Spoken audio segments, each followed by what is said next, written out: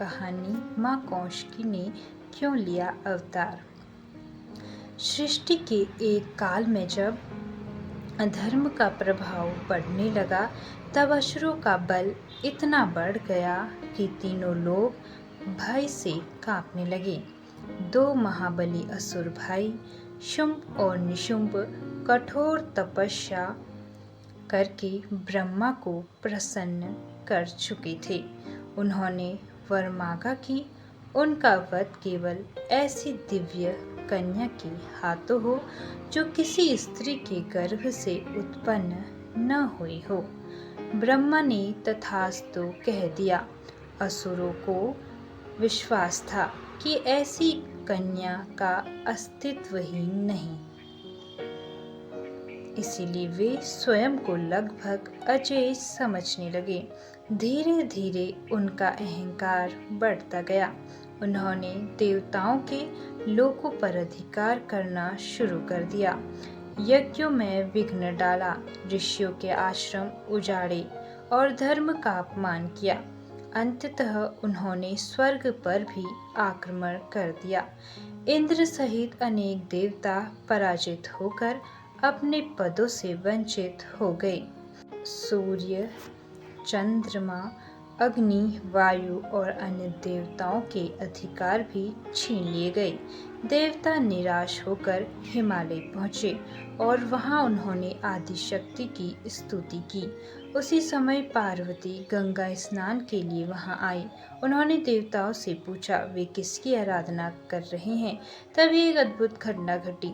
माता पार्वती के शरीर के दिव्य कोश आवरण से एक अनुपम तेजस्विनी देवी प्रकट हुई, जो कि वे माता के शरीर के कोश से प्रकट हुई थी, इसलिए उनका नाम कौशिकी पड़ा।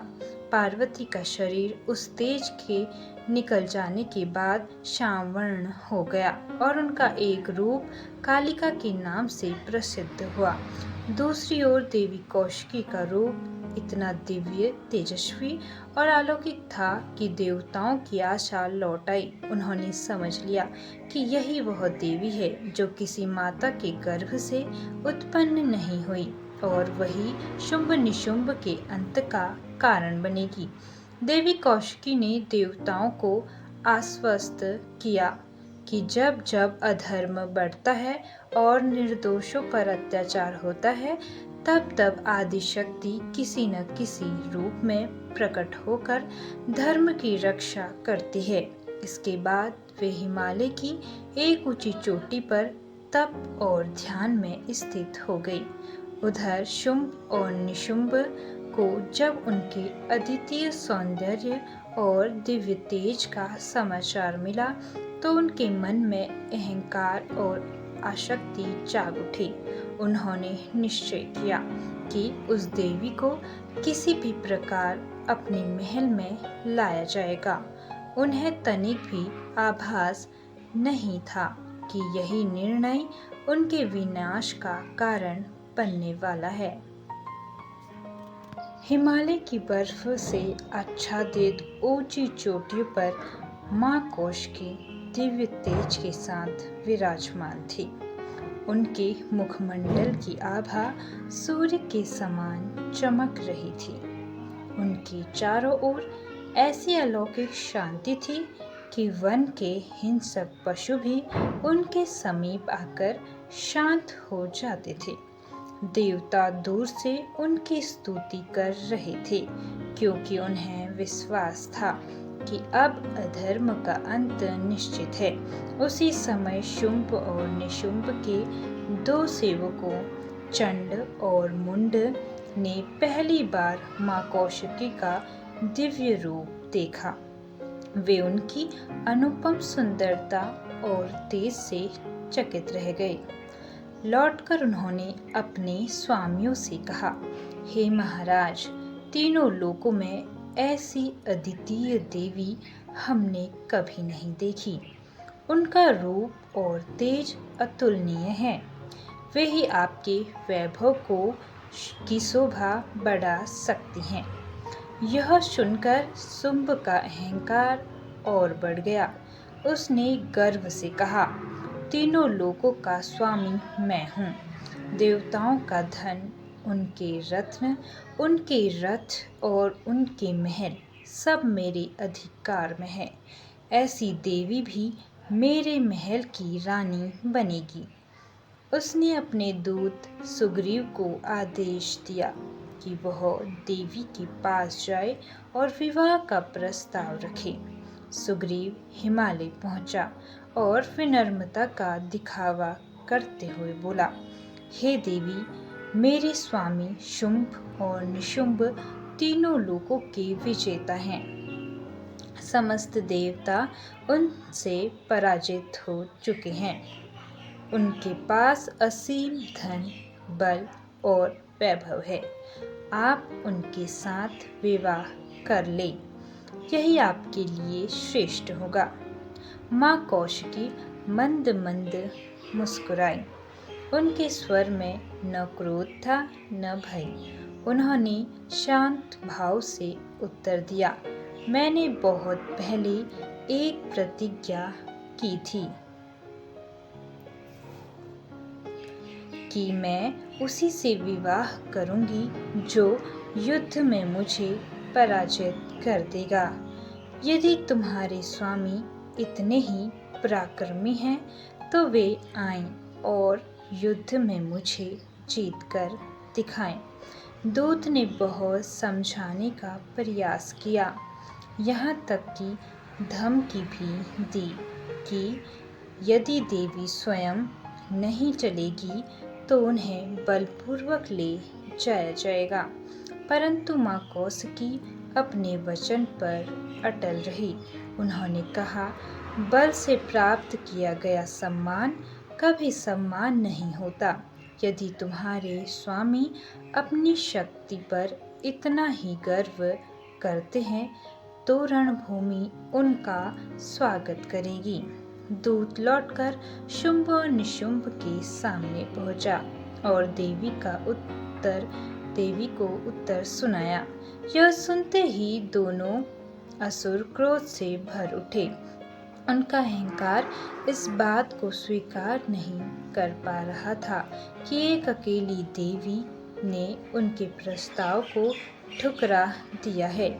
शुंभ ने तुरंत अपने बलशाली सेनापति धूम्रलोचन को विशाल सेना के साथ आदेश दिया, जाओ उस देवी को पकड़कर हमारे सामने ले आओ।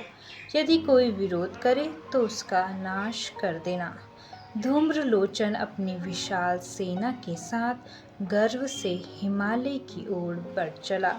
उसे विश्वास था कि एक अकेली देवी उसकी शक्ति के सामने टिक नहीं पाएगी, लेकिन वह नहीं जानता था कि जिसके सामने वह जा रहा है वह स्वयं आदिशक्ति का अवतार है और उनका प्रकट होना ही अधर्म के अंत के लिए हुआ है। धूम्रलोचन अपनी विशाल सेना के साथ हिमालय की उस पवित्र चोटी पर पहुंचा जहां मां कौशिकी सिंह पर विराजमान थी। उनके मुख पर अद्भुत तेज था और वे पूर्णतया शांत दिखाई दे रही थी। धूम्रलोचन ने ऊंचे स्वर में कहा, हे देवी, मेरे स्वामी शुंभ और निशुंभ ने तुम्हें बुलाया है। यदि स्वेच्छा से चलोगी तो सम्मान मिलेगा, अन्यथा मैं तुम्हें बलपूर्वक ले जाऊंगा। माँ कौशिकी ने श्वान स्वर में उत्तर दिया, तुम अपने स्वामी का आदेश पूरा करने आए हो और मैं अपनी प्रतिज्ञा निभाने के लिए यहाँ हूँ। यदि तुम्हें अपनी शक्ति पर इतना विश्वास है तो पहले युद्ध करके दिखाओ। धूम्रलोचन क्रोध से भर उठा। उसने अपनी सेना को आक्रमण का आदेश दिया। हजारों असुर एक साथ देवी की ओर बढ़े। तभी माँ कौशिकी ने केवल एक प्रचंड हुंकार की। उस दिव्य नाद से धूम्रलोचन तत्काल भस्म हो गया। यह देखकर उसकी सेना भयभीत हो गई। उसी समय माँ के सिंह ने असुरों पर धावा बोल दिया। वह सिंह बिजली की गति से युद्ध भूमि में दौड़ा और उनके असुरों को परास्त कर दिया। कुछ ही समय में धूम्रलोचन की पूरी सेना परास्त होकर भाग खड़ी हुई। जब यह समाचार शुंभ और निशुंभ तक पहुंचा तो उनका क्रोध और भी बढ़ गया। उन्होंने अपने दो भयंकर सेनापति चंड और मुंड को विशाल सेना के साथ देवी को बंदी बनाने के लिए भेजा। दोनों असुर वे गर्व से युद्ध भूमि में पहुंचे और चारों ओर से माँ कौशिकी को घेर लिया। तभी माँ कौशिकी के मुखमंडल पर गंभीर तेज छा गया। उनके ललाट से एक अत्यंत उग्र और विकराल शक्ति प्रकट हुई। उनका वर्ण घोर श्याम था, केस बिखरे हुए थे और उनके स्वरूप में अधर्म का विनाश करने का संकल्प स्पष्ट दिखाई देता था। यह थी चामुंडा, जिन्हें कई परंपराओं में माँ काली का उग्र स्वरूप भी माना जाता है। उन्होंने युद्ध भूमि में प्रवेश करते ही असुर सेना में भय फैला दिया। चंड और मुंड ने पूरी शक्ति से युद्ध किया, लेकिन देवी की दिव्य शक्ति के सामने उनका बल टिक न सका। अंततः दोनों असुर युद्ध में मारे गए। चामुंडा उनके सिर लेकर माँ कौशिकी के पास पहुंची। माँ ने प्रसन्न होकर कहा, आज से तुम चामुंडा नाम से तीनों लोकों में पूजित होंगी, क्योंकि तुमने चंड और मुंड का संहार किया है। चंड और मुंड के वध का समाचार सुनकर शुंभ और निशुंभ समझ गई कि अब उन्हें स्वयं युद्ध भूमि में उतरना होगा। उनका अहंकार अभी भी समाप्त नहीं हुआ था। उन्हें विश्वास था कि वे किसी भी प्रकार देवी को पराजित कर देंगे, लेकिन उन्हें यह ज्ञात नहीं था कि जिस देवी को वे एक साधारण स्त्री समझ रही हैं, वे स्वयं आदि शक्ति हैं, जिनका अवतार ही धर्म की रक्षा और अधर्म के विनाश के लिए हुआ है। चंड और मुंड के वध का समाचार सुनकर शुंभ और निशुंभ का क्रोध सीमा पार कर गया। उन्होंने अपनी सबसे शक्तिशाली सेना को युद्ध के लिए तैयार किया और उसके साथ अपने महान योद्धा रक्तबीज को भी भेजा। रक्तबीज कोई साधारण असुर नहीं था। उसे ऐसा वरदान प्राप्त था कि युद्ध के दौरान उसकी जितनी भी रक्त की बूंदें भूमि पर गिरती, प्रत्येक बूंद से उसी के समान बलवान एक नया रक्त बीज उत्पन्न हो जाता। इसी कारण देवता उससे अत्यंत भयभीत रहते थे। युद्ध भूमि में माँ कौशिकी सिंह पर आरूढ़ होकर खड़ी थी। उनके साथ देव शक्तियाँ भी उपस्थित थी। जैसे ही युद्ध आरंभ हुआ, देवी के अस्त्रों ने असुरों की सेना को पीछे धकेलना शुरू कर दिया। तब रक्तबीज स्वयं रणभूमि में उतरा। देवी के बाण और त्रिशूल उससे टकराए, पर जहाँ जहाँ उसके शरीर से रक्त की बूंदें गिरी, वहीं वहीं असंख्य नए रक्त बीज प्रकट हो गए। देखते ही देखते पूरी रणभूमि रक्त बीजों से भर गई। ऐसा प्रतीत होने लगा मानो असुरों का अंत असंभव हो। तब माँ कौशिकी ने अपनी उग्र शक्ति का स्मरण किया। उनके आदेश पर चामुंडा प्रकट हुई।